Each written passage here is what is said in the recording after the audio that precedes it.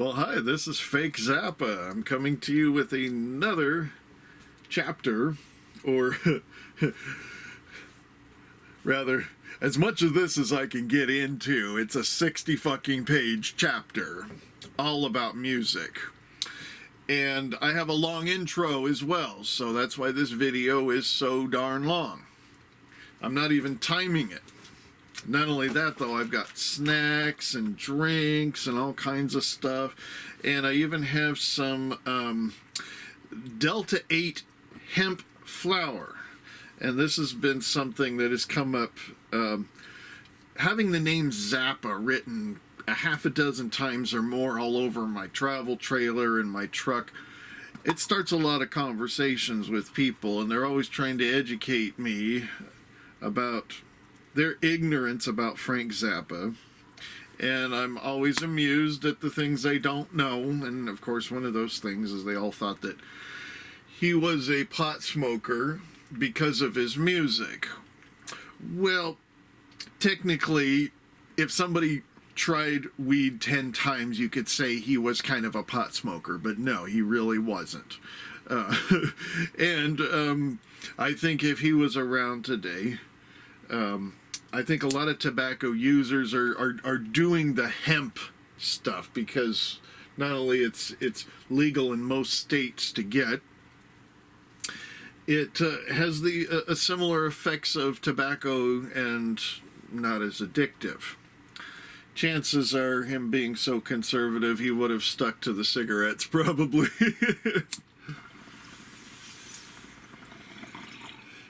And to Frank, cigarettes were like food to him, which I thought was funny here. So anyways, what I like about these cartoons, hang on just a second here, I've got to get something to drink. Whew, that was some heavy smoke there.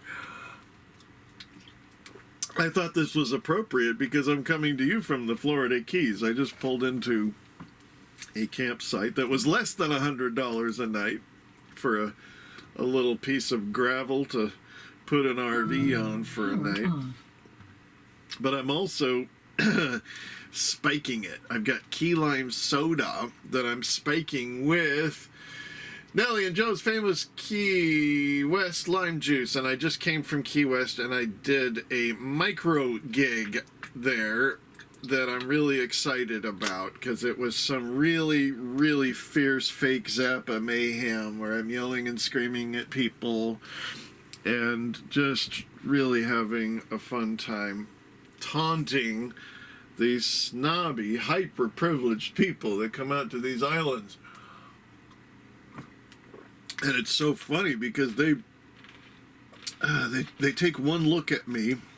I mean, I got harassed today, I got harassed Monday, just because they think I'm somebody that I'm not. But then again, that's pretty much everywhere I go, and that's, well, if you've seen enough of these videos, you know that I'm talking about myself. I don't talk a lot about Frank Zappa because he's dead. I decided I was going to take things about his life and his career, his business model, his philosophy, and copy those. Although it would be fun to do a little more of his music. I just don't want to get in the habit of it because I'll be branded as some fucking tribute like I was branded as a Grateful Dead accompanist keyboard player for years. And then before that, a gospel worship musician guy.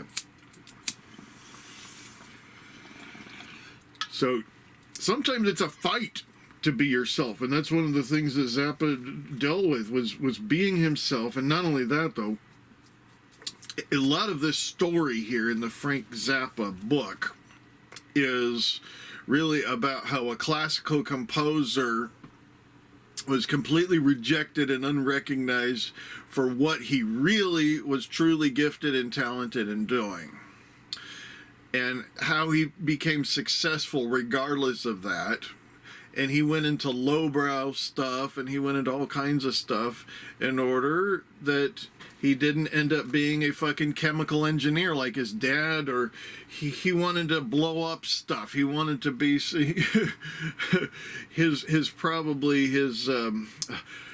thing you need to fall back on. Like, I had family tell me, you know, that I needed some kind of stiff shirt kind of career, which nothing really wrong with that. It's just I'm having to battle a lot of people who are like white collar career types that are weekend warrior rock stars, and all the recognition that they want and that they already have that they don't deserve. And these are the people I battle against so much. So this has been my Bible. This is really one book that I read. I did read half of Robert Wyatt's book until it burned. And then I did get an audio book. I can't remember where I found it.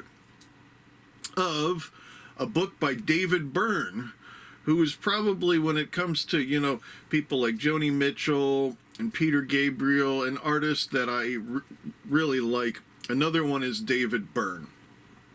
And he wrote a book almost 10 years ago called How Music Works. And it was focused on not music theory, just more philosophies about music.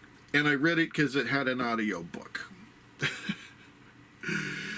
And he inserts a lot of stuff about, for instance, how he recorded more songs about buildings and food, which is an album that I listened to a bunch of that today, and how Brian Eno was able to get more of a live sound instead of putting David Byrne in a vocal booth.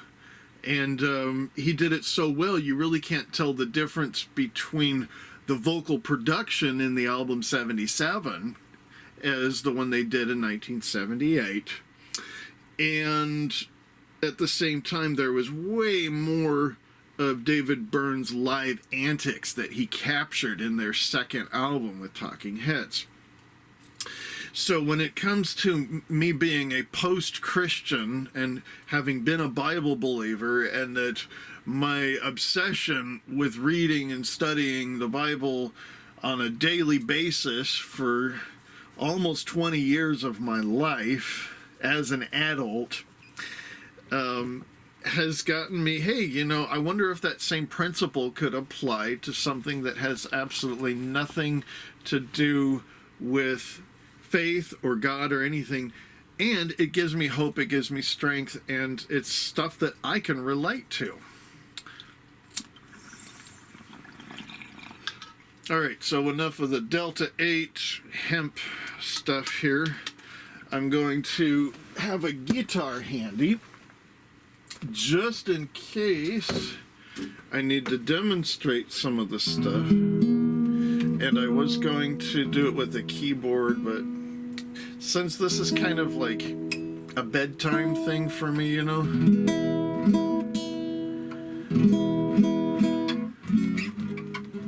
so I wanted to do it in my bedroom, even though the lighting is horrible and all this kind of stuff. So again, forgive me for the long intro, but it's going to be a long night. And as much as it's great to have some kind of audio version of this for those who have cognitive issues, and if you have cognitive issues like I do, then you'll know that when I mispronounce stuff and I don't read it right, that you'll understand where I'm coming from. A lot of musicians live and suffer and cope with a lot of cognitive and mood disorders and things like that. So, I can't remember what else I was going to say, but that's okay. Because I want to get to this, I'm sure you do as well. I don't know if I mentioned this, but this book nearly got destroyed last Sunday. Today happens to be on a Wednesday night, and it's still damp. But this fucking thing still leaks after paying almost $1,000 for it, and I had it in a place where I didn't know it was leaking. So I'm really glad I caught it on Monday, or else it would be way more stinky than it is.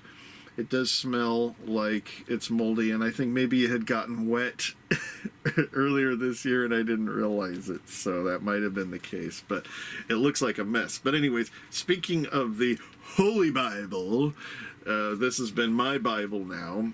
I remember preachers saying that this quote, "A worn-out Bible belongs to somebody who isn't." So how about this here? A worn-out Frank Zappa book belongs to somebody who, I don't know. But anyways, it's literally coming apart. You can even see it like that. So I really don't want to get another one. Because I haven't stayed put long enough to order any stuff. Okay, so anyways, oh yes, and what I love about these cartoon pictures of Frank is that he's got kind of more of a roundish face like I do, so it kind of looks a little more like me. So anyways, chapter 8, page 139 is called All About Music. Here's a quote from Frank Zappa's Joe's Garage from 1979. Information is not knowledge. Knowledge is not wisdom. Wisdom is not truth. Truth is not beauty. Beauty is not love. Love is not music. Music is the best. What do you do for a living, Dad? If any of my kids ever asked me that question, the answer would have to be, what I do is composition. I just happen to use material other than notes for the pieces. Composition is a process of organization, very much like architecture. As long as you can conceptualize what organizational process is, you can be a, quote, composer, end quote. In any medium you want. You could be a video composer, a film composer, a choreography composer, a social engineering composer, or a social media composer. Okay. Whatever. Just give me stuff and I'll organize it for you. That's what I do. Project slash object is a term I have used to describe the overall concept of my work in various mediums.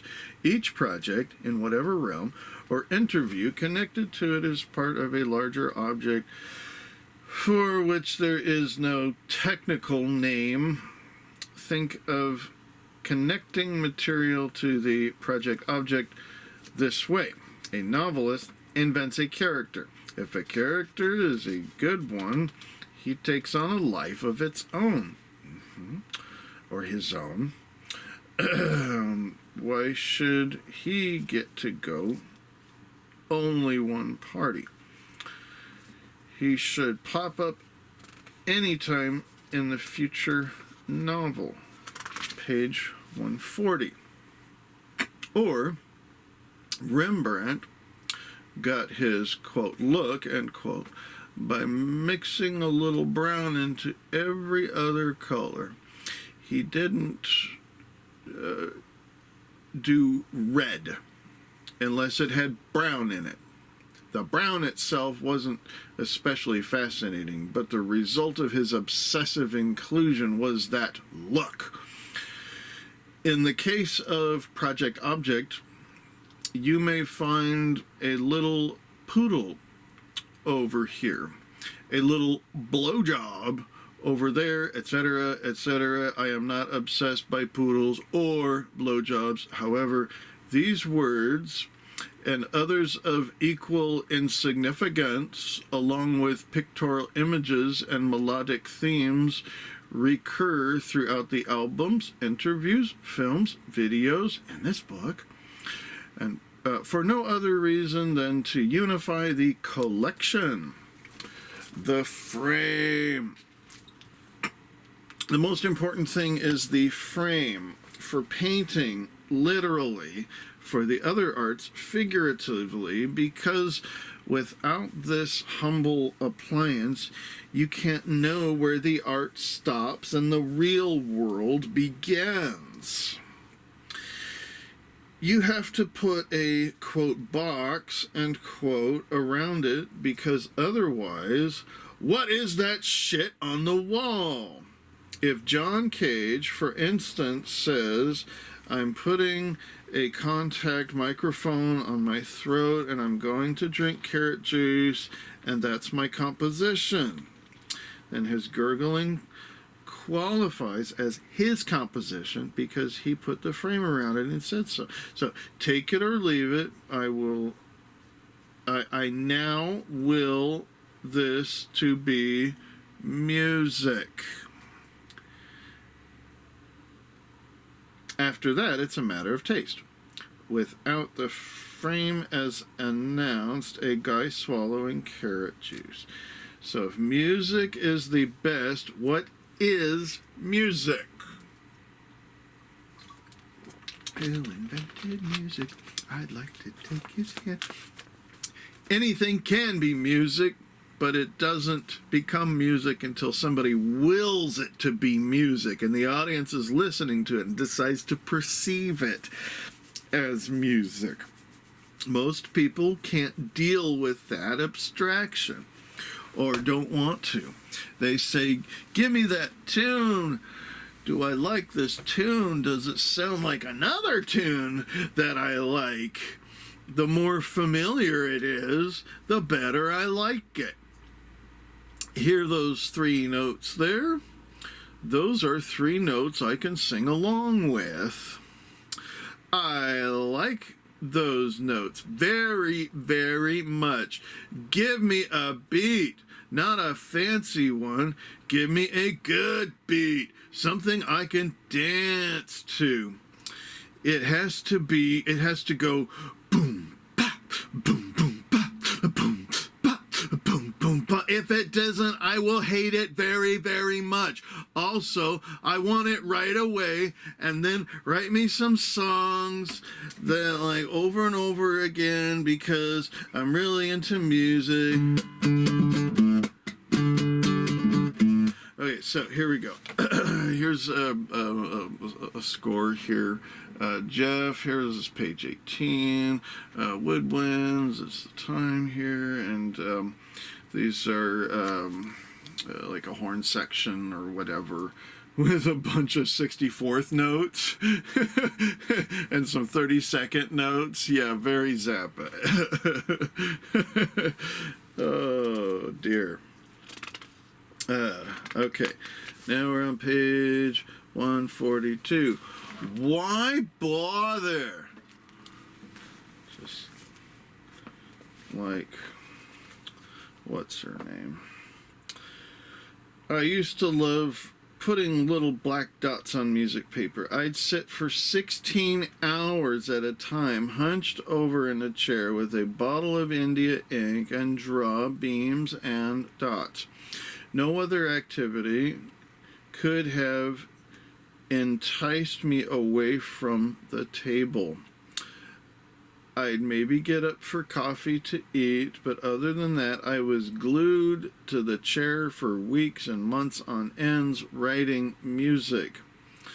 I thought it was fun because I could hear everything in my head and kept telling myself how thoroughly bitchin' it was. To be able to write a piece of music and to hear it in your head is a completely different sensation from ordinary listening experience.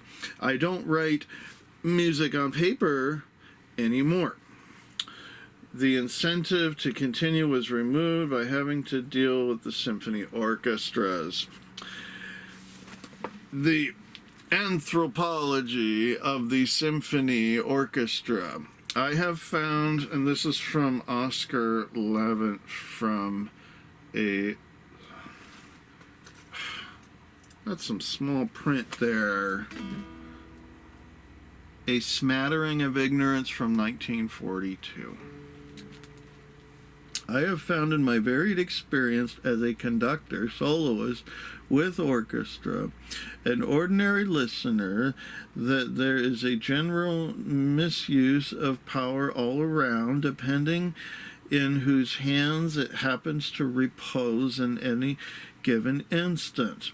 the orchestra, which finds that it has at its mercy a conductor whom it may dislike for any reason, from lack of musicianship or to mere unsociability, is frequently as ruthless in its use of power as the conductor who exercises authority merely because he does not fancy a violinist complexion or the way he sits while playing. Pundits may talk of a conductor's authority, his beat, and his knowledge of scores, but actual control of an orchestra is more frequently founded on the less gaudy basis of economics. Okay, some critics have said that what I do is a perverse form of, quote, political theater, end quote. Maybe 20 or 30% of my lyrics go in that direction. The rest of my activities might be more accurately described as amateur anthropology. For example, when a real anthropologist studies a tribe, he has to eat a bowl of worms, put on a grass skirt, and go for it. For me, wandering around in the mud club was kind of like that.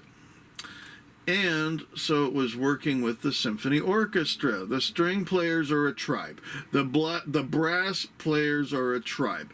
The woodwind players are a tribe. Some subdivided into tribelets. The mindset of an oboe player is different than the mindset of a clarinet player, which is different than the mindset of a flute player, which is different than the mindset of a bassoon player. The percussionists are another tribe altogether. Within those divisions and subdivisions, I was able to observe specific preoccupations, like string players tend to be more concerned with their pensions than anybody else in the orchestra. Apparently, there are social pressures experienced by violinists which do not apply to cellists. It takes a long time to learn how to play a violin, and after you whittle your fingers to the bone, what's the big payoff? A chair in the 19th row sawing away on whole notes, while some guy who might be better at politics or blowjobs is sitting in chair number 1 getting all the bitchin' solos. Viola players are often failed violinists. Not too many people who play the viola choose it because they love the instrument. They get demoted to it. This happens in grade school. The viola can be a clumsy thing to stick under a kid's chin, so maybe your posture gets weird. People who can't quite cut it in the violin section get banished to viola land. Flute players and harpists look to me like they have a bad attitude because all of that cloud and angel music they have to play. French horn players are arrogant too. They have to play all the shit that sounds like graduation. Timpanists, forget it. They regard themselves as special because their drums have musical pitches. None of the other orchestral percussionists are allowed to double on timpani. Only the timpaniist can play the timpani. In high school, I saw trombone players described in a textbook of the clowns of the orchestra, indicating that the author found an image of grown men earning their living by sliding lubricating tubing back and forth and leaving pools of spit on the floor of their chairs. Pretty amusing.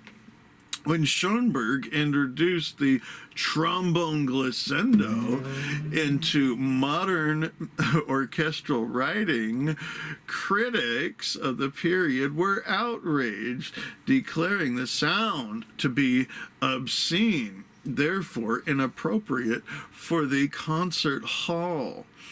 Players of certain instruments detest being seated near players of certain other instruments because the other guy's sound offends them. During my visit to Orchestra Land, I looked at these folks and the instruments they had chosen to play and tried to imagine what strange forces had produced these choices. I got the impression that, in the case of the violin, it might have been in the Italian families where hopeless children are forced into a coordinatic submission, a coordinatic. The violin was the family instrument, and the guy had to learn it. I don't think there are too many cases where parents have demanded that their children learn to play percussion. The same thing with bassoon. Not too many parents dream of the day when little Waldo will enthrall the neighbors by blowing on a brown thing with a metal doodad poking out of the side of it.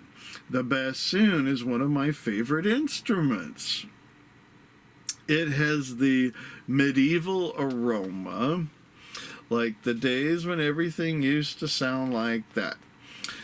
Some people crave baseball. I found this unfathomable, but I can easily understand why a person could get excited about playing a bassoon. It's a great noise. Nothing else makes that noise. I don't think in the beginning musicians worry about how am I going to make a living from playing this? They get charmed by the sound of an instrument. The mutate over time into victims of its behavioral traditions. We hate your dots. When a composer sends a score to an orchestra, in most instances, they don't want to see it. You can't understand how horrible it is to have to go through that unless you have manually copied a score until you have had to sit there for months and for some guys years drawing dots. The process of preparing a score is an endless job. After you have written hundreds of pages of dots upon dots and checked them to make sure you didn't make a mistake, somebody has to copy the parts. Each score page shows the conductor what everybody in the orchestra is supposed to be doing at every given moment during the piece. One page full of orchestral score that takes 45 seconds to play can take 16 hours to draw. Before the orchestra can play what you wrote, a copyist has to put on his green eye shade, roll up his sleeves, and say, "Okay, the bells." He looks at the score and copies out what Mr. Bells is required to do moment by moment throughout the piece. Then he copies out the moment by moment instructions for Mr. Chimes, and so on down the page for every instrument in the orchestra. A copyist gets paid money for that. A lot of money.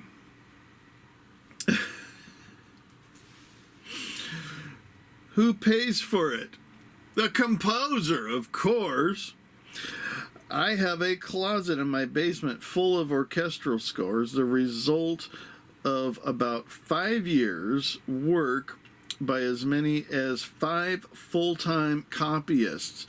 The salaries paid out during that period ran close to $300,000. And then the only way I got to hear any of it was to spend an even larger amount and hire an orchestra to play it. Thanks to songs like Dynamo Hum, Titties and Beer, and Don't Eat the Yellow Snow, I managed to accumulate enough cash to bribe a group of drones to grind its way through the pieces like Mo and Herb's Vacation, Bob and Darkron, and Bogus Pomp. Eventually it was released on London Symphony Orchestra Volumes 1 and 2, in performances which come off like high-class demos of what actually resides in the scores. So how did I wind up using those guys? Well, it's a long story. Orchestral stupidity number 1.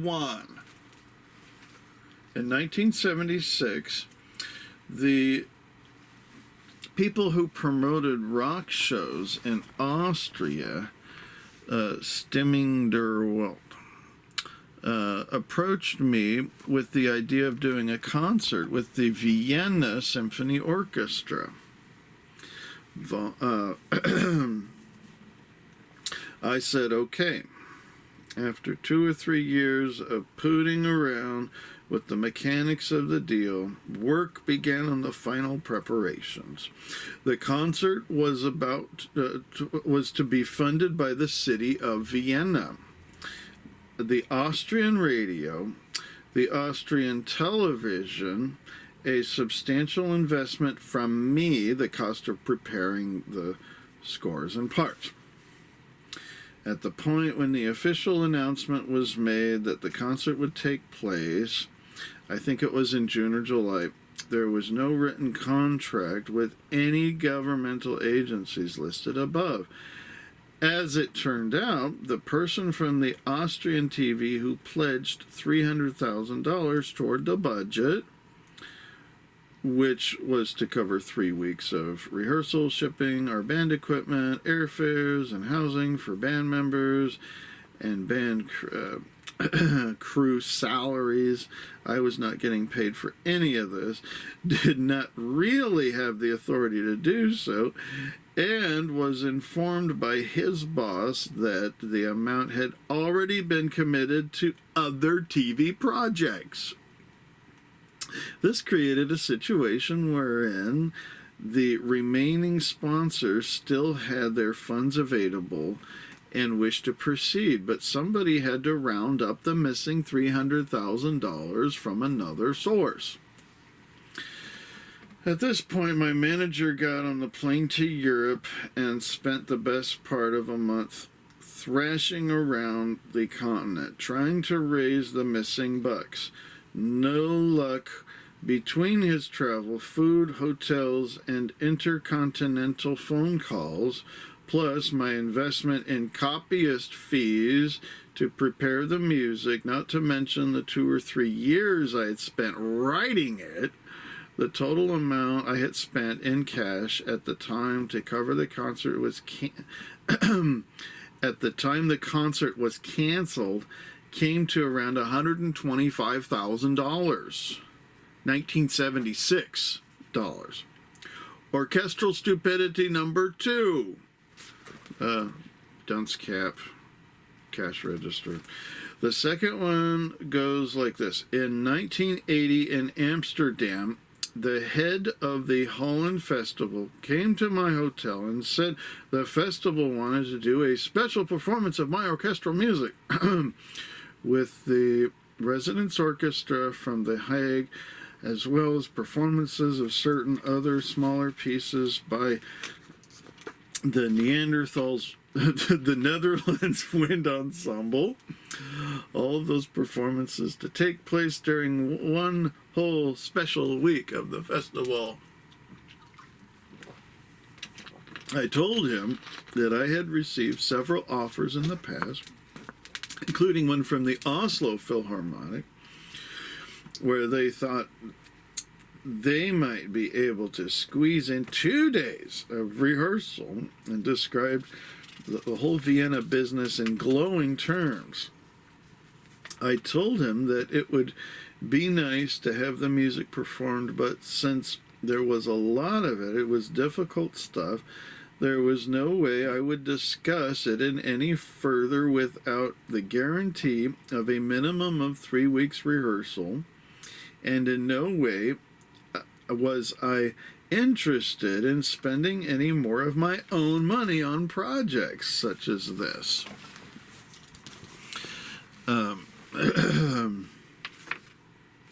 Page 148. He assured me that they were committed to doing the project and that the rehearsal schedule could be arranged, and not only that, they were willing to pay for the whole thing. The Holland Festival put up the equivalent of $500,000 for the event. Deals were then made with CBS to record and release the music. More copyists were hired. Musicians from the U.S. who were going to play the amplified parts of the score were hired. Road crew people who would handle the PA equipment, as the concert would be held in an 8,000-seat hall, were hired, and a rock tour of Europe was booked to help pay the cost of the shipping of the equipment and the salaries of all the U.S. people involved. Again, I was not getting paid. All the preparation for another summer orchestral concert that was doomed like the other one. What happened? Well, let's first understand the economics of a project like this. It involves a lot of musicians, and they all like to get paid. This is a mild way of putting it. Also, since it was to be an amplified concert, there was the problem of special equipment to make the sound as clear as possible in the hall. It was called the Ahoy, and a charming sort of Dutch indoor bicycle racing arena with a concrete floor and a banked wooden track all around the room. Also, there was going to be a recording of the music, necessitating the expenditure of even more money for the rental of equipment, engineer's salary, travel expenses, etc., etc., etc. Tuna sandwiches. The money from the Dutch government would cover the salaries of the Dutch musicians for rehearsal and live performance, and also the cost of the rehearsal hall. And as usual, everything else in the budget was my problem. I had to find a way to pay for recording equipment, the engineer, the extra payments to the musicians for sessions, and above and beyond their concert pay, and all the post-production, mixing, packaging, etc. on the album. A deal was made with CBS, and that problem was solved. The next problem was how to pay for the rehearsal salaries and travel expenses for the U.S. musicians who were to be involved, as well as their concert performance salaries. This problem was solved by booking a rock tour of about 4 weeks' duration for the time between the first orchestral rehearsals, the week of April 20th, and the rest, a 2-week period towards the end of May, just before the actual orchestra concerts. The band was bringing over from the States would be doing a total of 17 weeks' work. All of it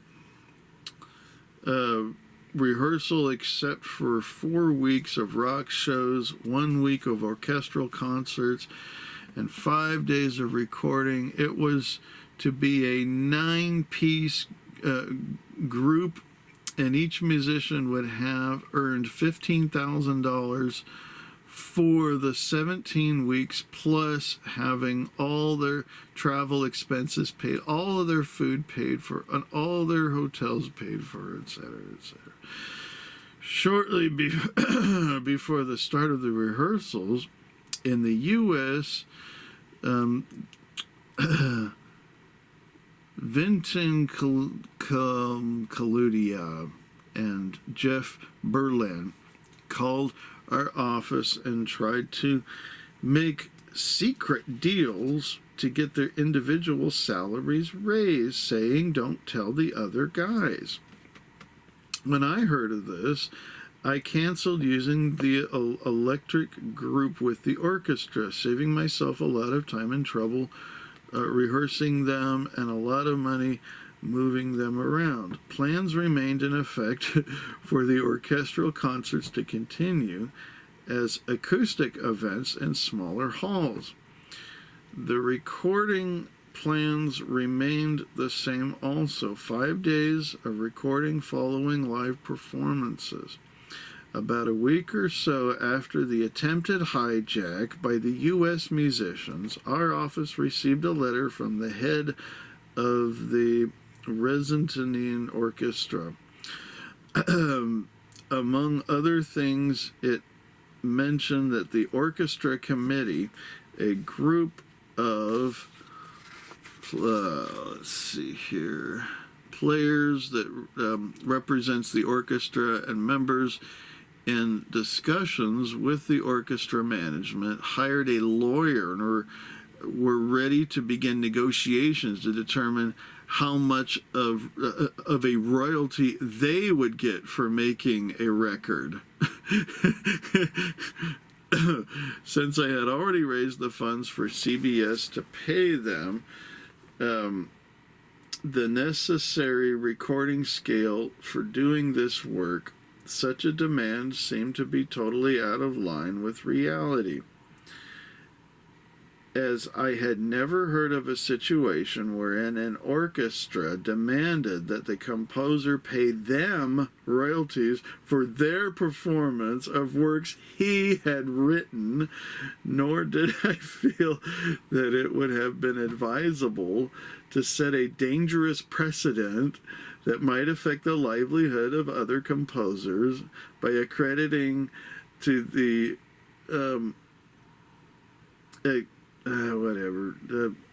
acceding to the wishes of the greedy bunch of mechanics. A short time after that, the orchestra manager and the guy who originally talked to from Holland Festival flew to Los Angeles for a meeting to go over the final details. They arrived at my house after midnight. By about 1:30 a.m., I had told them that I never wished to see their mercenary little ensemble, and that the permission to perform in any of my works would not be granted to them under any circumstances. They left soon after that. It was determined shortly thereafter that the cost of going through all this intercontinental frolic had brought to my serious music investment to about $250,000, and I still hadn't heard a note of it. There you have it, folks. 2 orchestral stupidities. A conceptual double concerto for inaudible instruments on 2 continents, perfectly performed by some of the most exceptional musicians of our time. That's from Musician Magazine, number 36, September of 1981. It was written by Frank. But did I learn my lesson? No! Page 151. For anyone who ever thought I was a schmuck, or worse, this next section proves it. After the Holland deal bit the dust, there was another one in Poland. Actually, 2 different orchestras in Poland, and always the same result. No music, large expense. Anyway, finally, I said, these European orchestras are a pain in the ass. Most of the projects were situations in where a governmental agency was involved, the government of a municipality or the country or whatever it was, situations in which official guys had originally suggested the project and were supposedly going to be responsible for paying for it. That's when I decided to go ahead and pay for it all myself and do it with a real American orchestra. We made a deal with the Syracuse Symphony. We booked a concert date, January 30th, 1983 at Lincoln Center. The music was going to be played and recorded in the United States.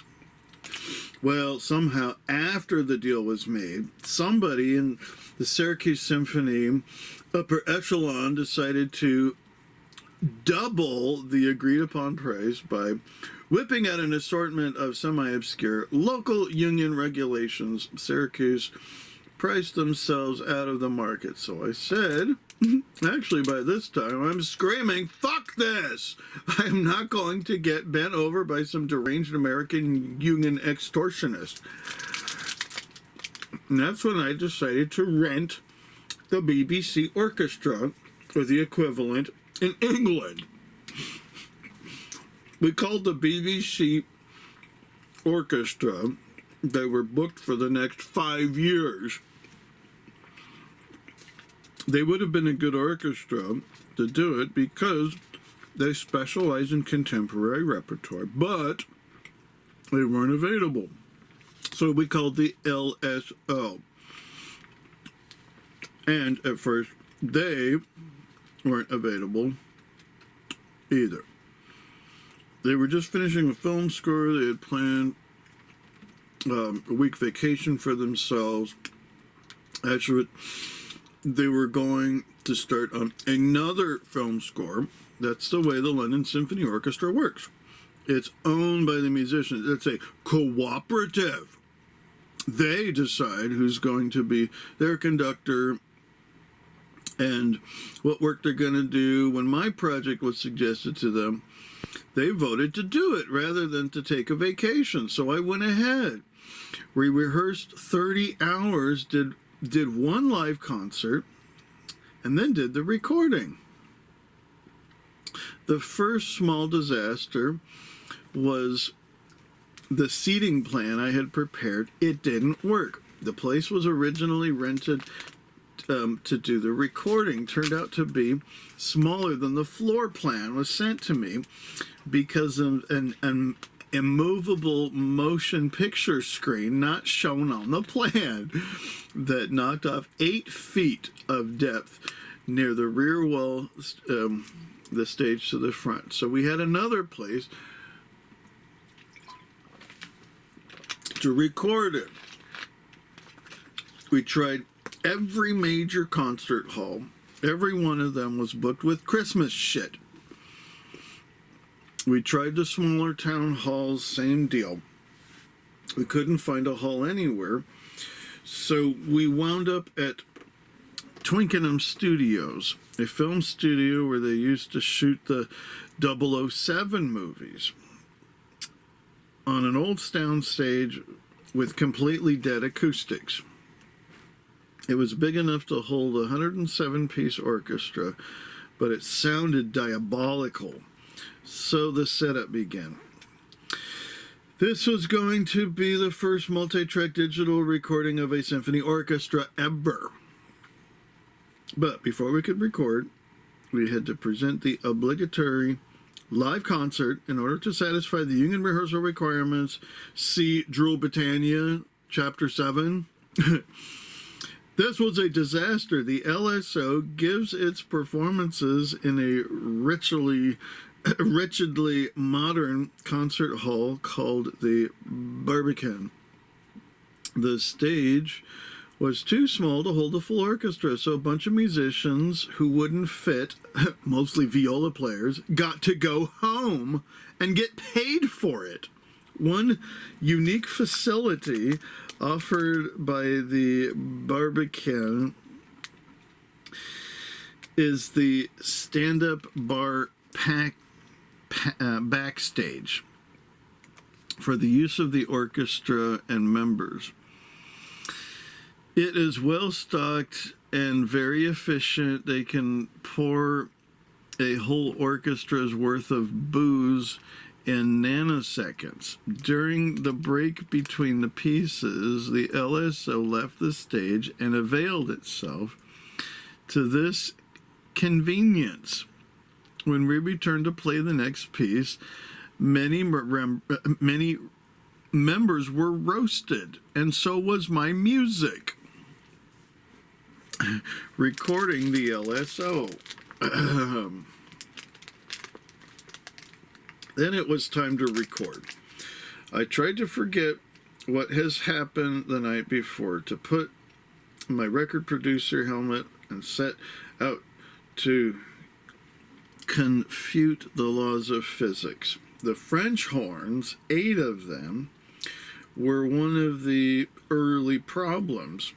We put several Telefunken U-47s on them, but they were useless. The problem was the percussion. 6 individual stations all around the back of them were getting tons of leakage, even on a tight cardioid pattern. We picked up blobs of low-end mung that was wandering around the floor, so I said, although I've never used a PZM, pressure zone microphone, on a French horn before, what have I got to lose? So we took the large 2.5 and put it on the floor behind them, and that did it. We were using a KM84 flown high over the timpani. We gave up on that and used a 4x4 plexiglass sheet to increase the boundary on the PZM's plates. Put it on the wall behind the timpani and got a great sound. We were using all the prescribed mics for various instruments. Given our acoustic situation for a nasty room, they just didn't work. For example, we tried AKG 414s flown above the conductor's podium for ambience, but they all gave us the ugly room sound that was like, hey, do you want to hear an air conditioner? Let's go. Here it is. Page 154. Recording musicians want their instruments to sound, at the very least, glorious. They have been recording for years, and they're used to seeing those gray, heavy, serious-looking microphones. Ooh, fuck, look at this. I'm going to sound bitchin' at this. Then somebody comes in and puts a plastic dome with a PZM in it over their heads, and they go, my tone, my precious tone, I'm going to sound plastic. The orchestra already had a strange attitude because everything was different from the way they were used to working. They weren't in a concert hall. They were in a big, dead, and dusty sound stage. They didn't have the big gray mic. They had the little plastic bubble over their heads. or they had part of a plastic box on the floor. They had little tiny wires, not big serious wires. They could trip over those things, especially since they were so fond of alcohol, mixing the LSO, little mixing bowl. Okay. In the ambient recording, there's always some kind of lump in the room. Some of them are good and some of them are bad. The more stereo pairs you deal with in the ambient mix, the more likely we are to experience lump accumulation.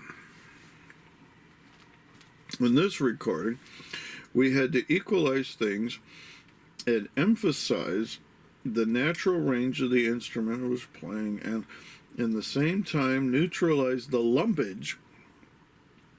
In this room, the ugly zone was located in two areas, 200 hertz and 63 hertz. Both of those frequencies had to be hauled out. When we mixed it, the partial compensation for the ugliness of the room, we decided that each section in the music would be treated in a different scene, and that each scene could occur in any kind of imaginary ambience that was appropriate to its mood. Some sort of like stage lighting. At this point, the dead room became a blessing in disguise. We could go from scratch building artificial acoustics with digital improve to whatever. So, a collection of imaginary environments was created with a Lexicon 224X digital reverb processor. Each imaginary world had a different set of characteristics. We mixed each section of the music as if it had occurred in its own personalized acoustical space. Also, because of the way in which the music was mixed, instrumental details came out that you'd never get to hear in the old two mics over the conductor's head style of recording. The earphones especially, you get the impression of sitting in the middle of the orchestra with the apparent room size and surface texture of the walls changing according to the musical character of each section. The human element, and I think there's a bunch of drunk symphonic players on the floor. In 1986, when I released Jazz from Hell, an album realized on the synclavier, a lot of reviewers, especially the British ones, said it was cold and lacked the human element. And so, with great delight, the following year I released London Symphony Orchestra Volume 2 because it was filled with the human element artifacts. On that day of the last session of that album, I was trying to record a piece called Strictly Genteel. Union rules specified a short break every hour. During the last hour of the session, the entire trumpet section left the Twickenham studio grounds, page 156, and invaded the pub across the street, arriving back to work 15 minutes late. Meanwhile, the rest of the orchestra had been sitting in the studio waiting for the trumpet buddies to return. 15 minutes might not sound like very much time, but in a professional recording session involving 107 players, 15 minutes is a long time. In a recording session, every second counts and is being paid for in large dollars. In spite of the fact that the piece wasn't near being recordable. There was no way I could make the orchestra play overtime. I couldn't regain the 15 minutes at the end of the session at any price. They made so many mistakes, played so badly on that piece, that it required 40 edits within 7 minutes of music to try to cover them.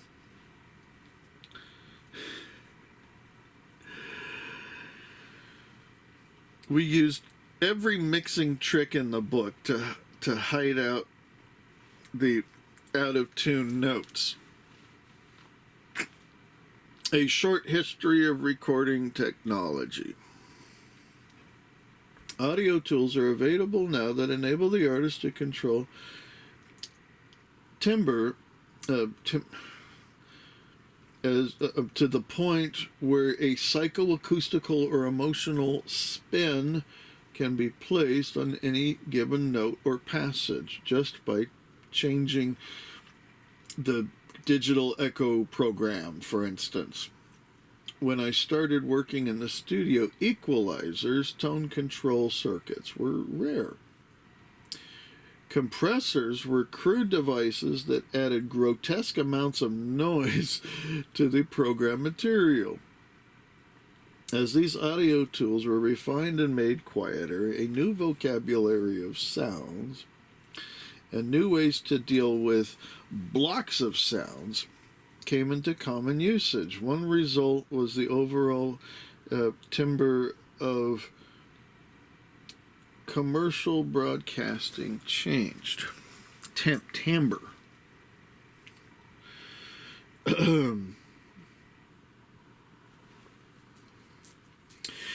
The 1950s rock and roll record was a mono recording.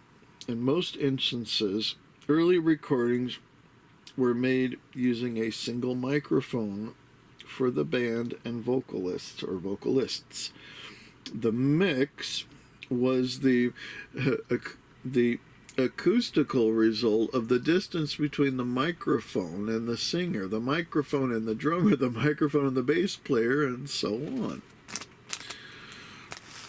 How far away were you from the microphone determined how, quote, important you were in the final mix. What qualified as an acceptable drum sound on a 1950s recording seems laughable today. Since they didn't have digital echo then, the, quote, flavor and quantity of the reverberation used on a song was determined by the acoustics of the room in which the recording was made. The echo, or absence thereof, described the geography of an imaginary landscape in which the song would be photographed by the microphone. Photographed, quote. Studios that had good acoustical echo chambers were highly prized. Some became legendary for their hit sound. The 1960s brought a few more improvements, most notably the fuzz tone, improvement in the electric bass, improvements in guitar amplifiers, and improvement in the microphone technology. Increased sophistication of mixing consoles made it possible for any number of microphones in the room to be combined by the engineer to create new audio illusions impossible in the acoustical world, a big difference from the mix determined by the distance between the performer and the microphone. On a multi-channel mix, you can put a close mic on the kick drum, a close mic, M-I-K-E, on the snare drum, a close mic on the horns, and so on, and then combine them. There is no place in nature where a human being could stand in the world that would allow him to hear those instruments that way with his ears. This artificial acoustic perspective has become the norm. Eventually, some instruments found their way into the mix without even being listened to by a microphone. These sounds, usually from synthesizers, electric bass, and or guitar, were injected directly into the board through a direct box. Page 158. Digital ambience creating devices became available. With them, record producers could build imaginary rooms, as I have described, for the mix to reside in. Using several of these devices, the engineer can create an array of, quote, imaginary rooms, and, quote, this allows the individual voices or instruments in the mix to exist in separate and distinct imaginary acoustical environments simultaneously. Digital audio. One of the things I always hated about making records was no matter what the music sounded like coming through the speakers and the control, and by the time you piled it into analog tape, you had to live with the buildup of hiss. There are all kinds of artificial ways you can hide the hiss. Dolby DBX, C4D, but it still lives in the tape. Some people don't care because if the program material is always loud, always fuzz tone, they'll never hear a bit of hiss. But if you're doing soft passages, the minute the music thins out, that is where the spaces between the notes, the hiss creeps in and spoils it. With digital recording, the only hiss on the tape is the hiss that would come from the mic or the mixing board. The tape itself doesn't generate hiss. The best way I can think of it to explain how digital audio works is to say it's similar how you look at a photograph in a newspaper. The newspaper photo is not a continuous tone photograph. It's broken up into dots. And your eye resolves the dots, allowing you to believe that you've seen an image. In digital audio, you can think of the sounds as dots and slices, but they are actually a string of numbers. A sound from the real world is sliced up and stored into complex batches of ones and zeros.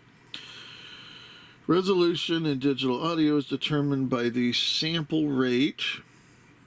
Each string of numbers is one sample, representing a very short slice of time.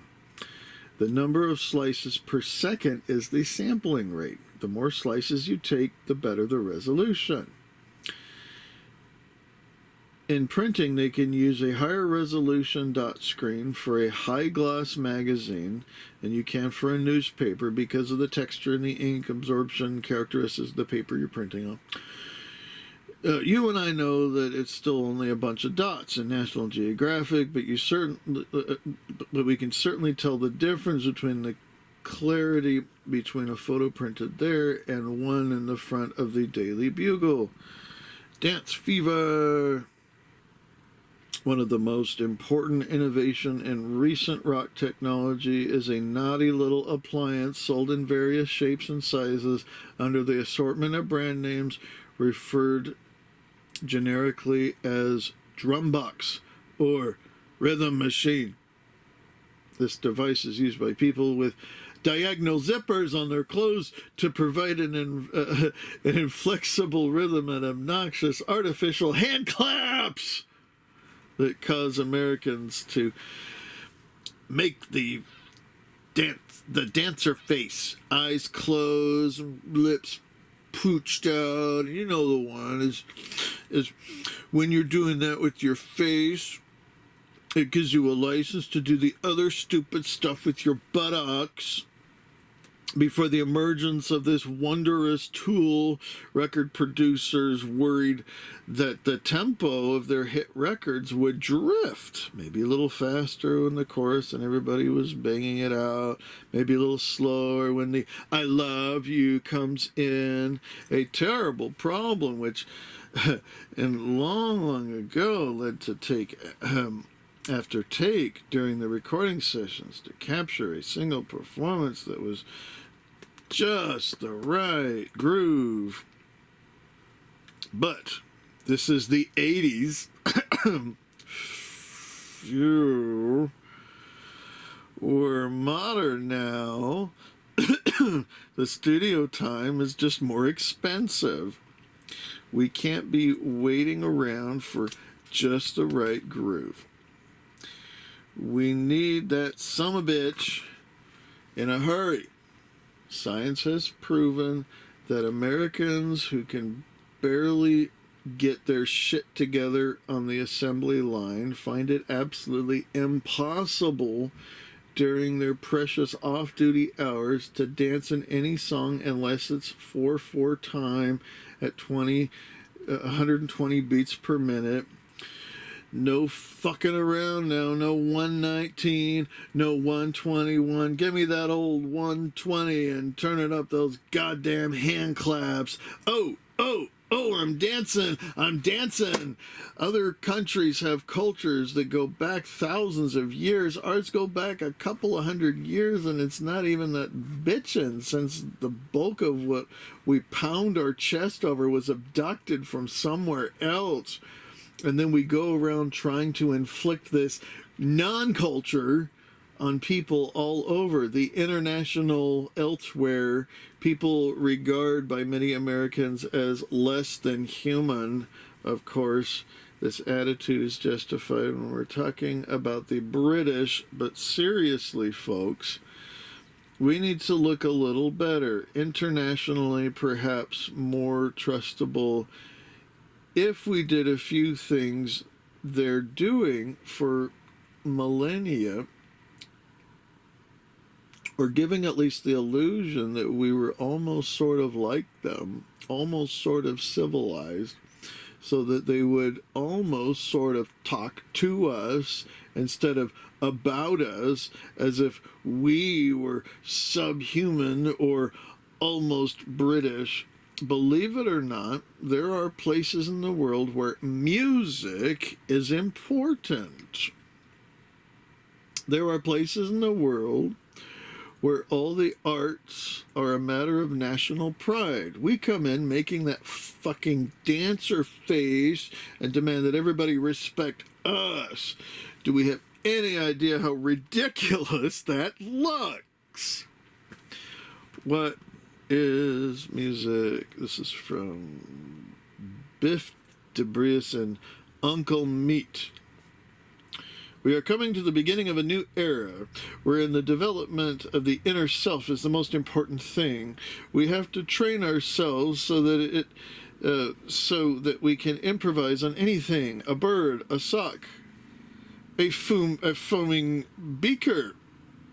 This too can be music. Anything can be music. Page 161.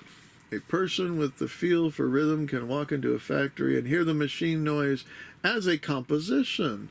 If we expand that concept to include light, behavior, weather factors, moon phases, anything, whether it's a rhythm that can be heard or a rhythm that can be perceived, i.e. a color change over time or a season, it can be consumed as music. If it can be conceived as music, it can be executed as music and perceived to the audience in such a way that they will perceive it as music. Look at this. Ever seen one of these before? I built this for you. What do you mean? What the fuck is it? It's a goddamn etude, asshole. When someone writes a piece of music that he or she puts on the paper is roughly the equivalent of a recipe, in the sense that the recipe is not the food, only instructions for the preparation of the food. Unless you were very weird, you don't eat the recipe. If I write something on a piece of paper, I can actually hear it.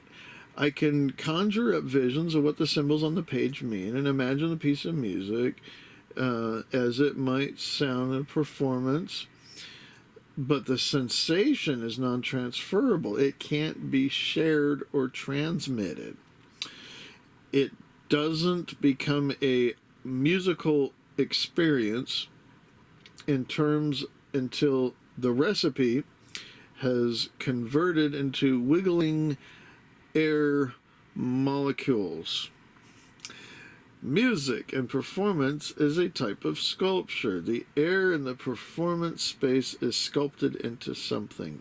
This molecular sculpture over time is then looked at by the ears of the listeners or a microphone. Sound is ear-decoded data. Things which make sound are things which are capable of creating perturbations. These perturbations modify or sculpt the raw material, the static air in the room, the way it was at rest before the musician started fucking around with it. If you purposefully generate atmospheric perturbations, air shapes, you are composing. Page 162. Let's all be composers. A composer is a guy who goes around forcing his will on unsuspecting air molecules, often with the assistance of unsuspecting musicians. Want to be a composer? You don't have to be able to write it down.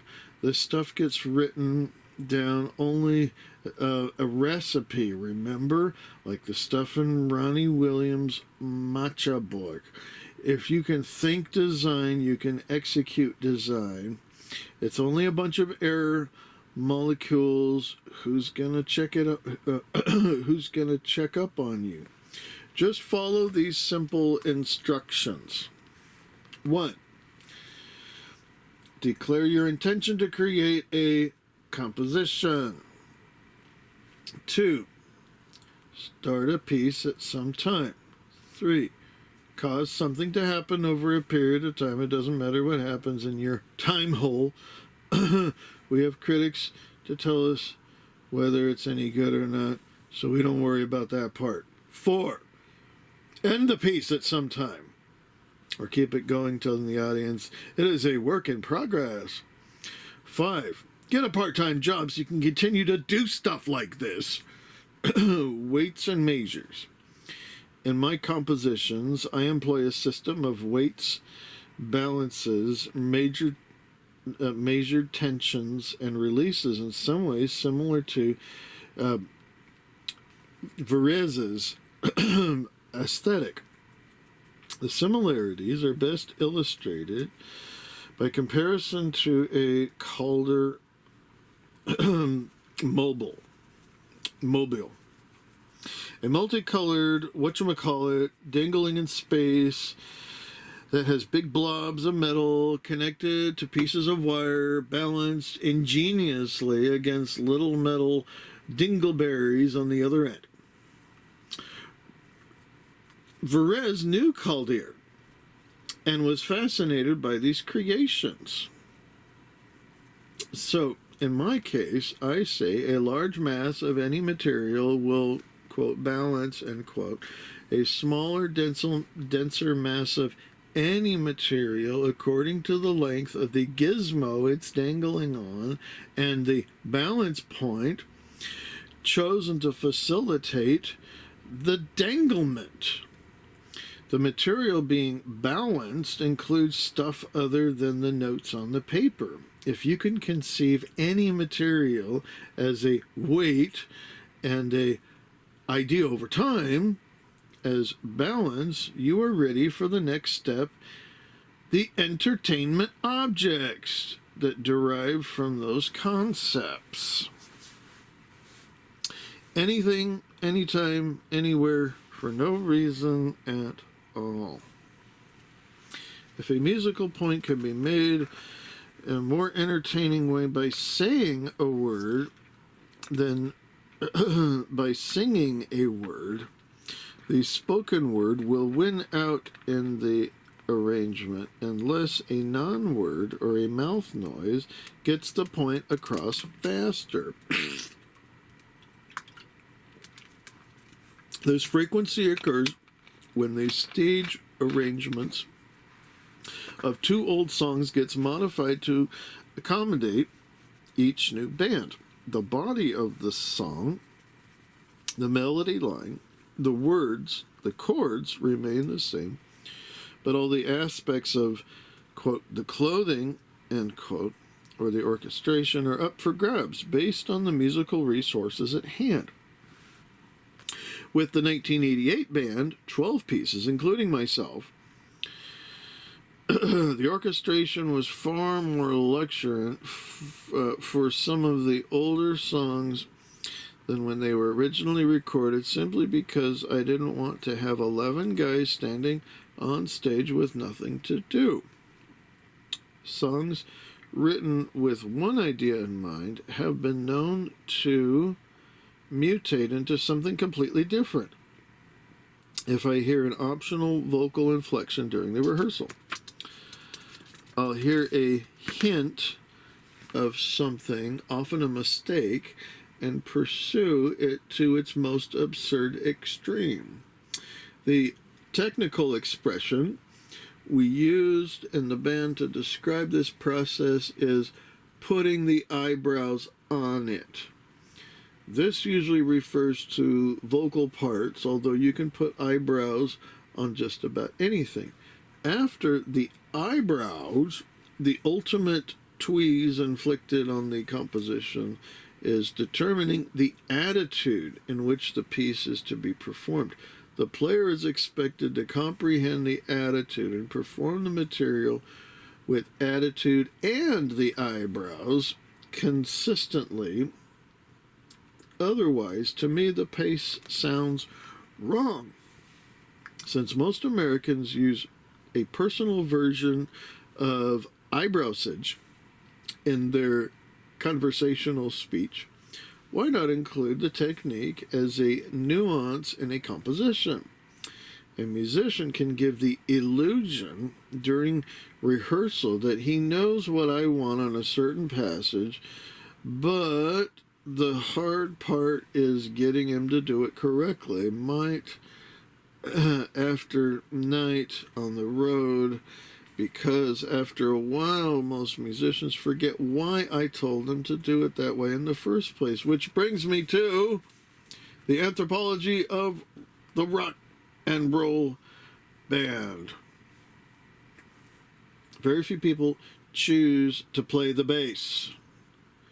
There are people in the audience who like to listen to the bass because they like the low frequencies and they like the way it makes their bodies feel, and the role of the bass player in the band is not usually the most exciting role because he has to play repeated figures. We have a viola player here. Electric bassists are often failed guitar players, demoted to this duty after a band meeting in the garage when they were 13. Drummers often exhibit an attitude which advertises, I play the drums because I am an animal. Watch me beat these. Girls, are you paying attention now? I am beating very hard. Keyboard players project an aura of frustration because they are not guitar players. In fact, many musicians are convinced that in order to get the blowjob after the show, they have to play lead guitar. They believe that if they imitate certain guitar noises, it will automatically guarantee them the big payoff, which is one of the reasons why you now see keyboard players wearing these things around their necks that look kind of like guitars but have keys on them, like an accordion that's been hit by a truck, with a nozzle at one end, a keytar, as if to say, what? You'd rather blow the guitar player? Ha, look at this high-tech dork I am wearing. most of the people who play keyboards in rock bands are not really skilled musicians. They're usually there to play droning string synthesizer pads or punches filled with mannerisms that aren't very demanding, providing the chordal accompaniment while the guitar player goes wheelie wheelie weep. Unless the keyboard guy is working in a bar band, where you're usually cramped for space and the setup goes wherever you can fit in, his stuff generally resides in the back line. Because of this, denizens of the back line believe that the closer you are to the front of the stage, especially when cavorting with a phallic-looking appliance illuminated by a blue spotlight, the better the chances for the you-all-know-what, hence the desire of the performance of all categories to move closer to the people, in spite of the fact that they might grab you by the ankle, pull you off stage, and mutilate you. How did they manage to do that?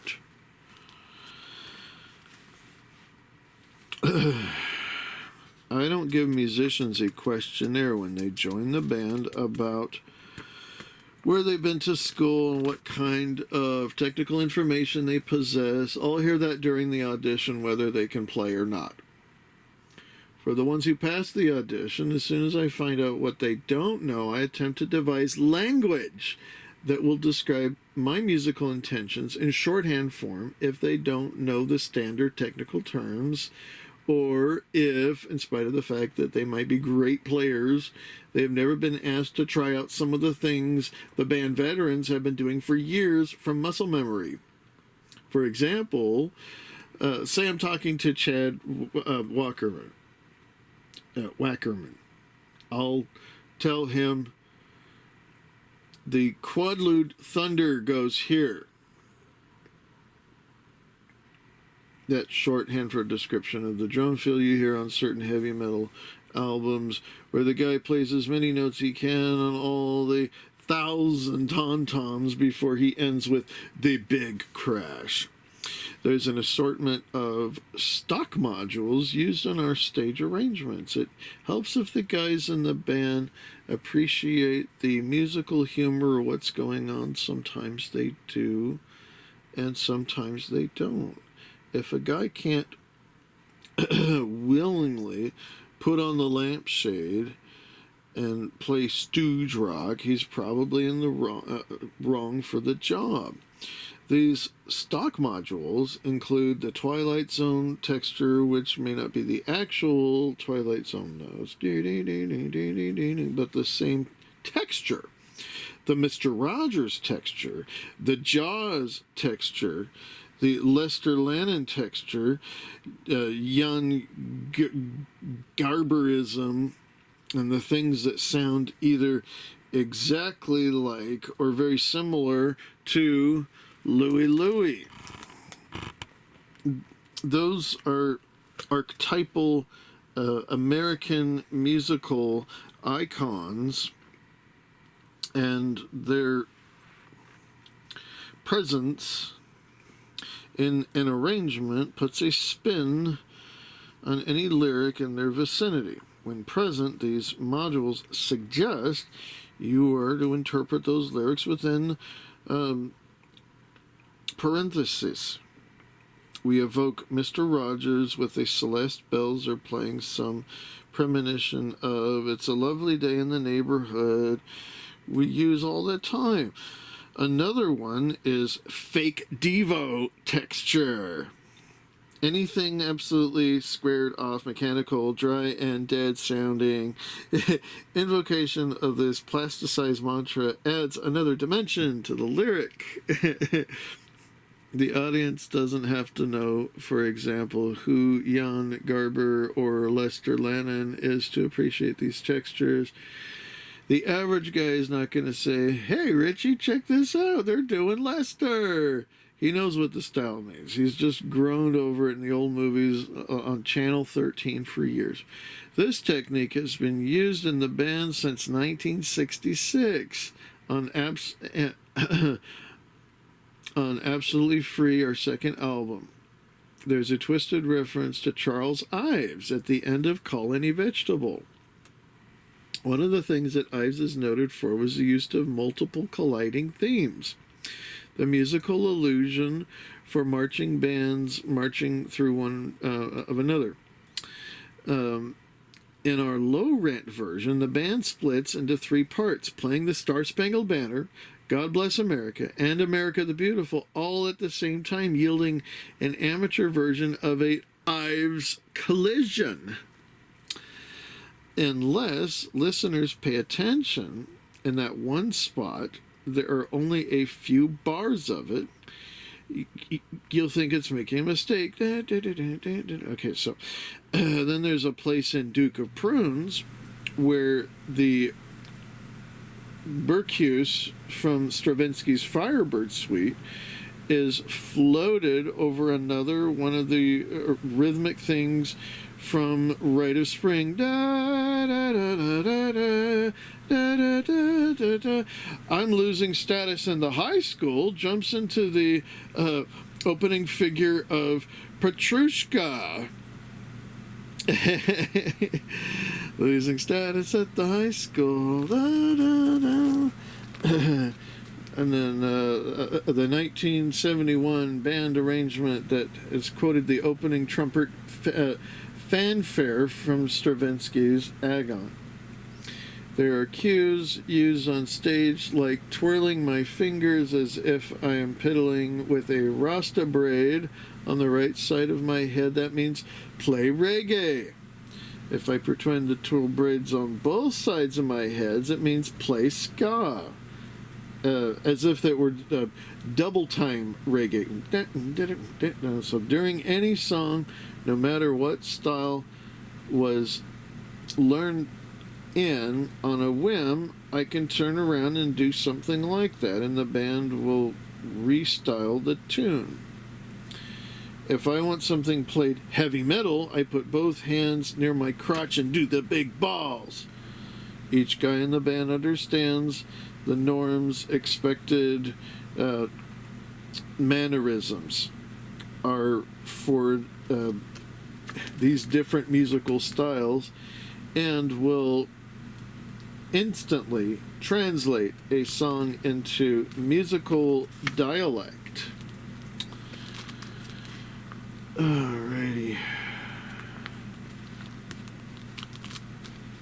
Well, I think I'm going to stop here and read the second half of chapter 8, and hopefully this book will dry out. The book is still fucking soggy, and I have to hold it this way because it is literally coming apart, and that's kind of sad. So hopefully it'll be better. But anyways, I need to put something in here to hold my place, and then maybe put it on the space heater again and put it under the air conditioner vent and get this thing to be restored so I don't have to buy another copy of it. Anyways, coming soon, very scary, and road rats.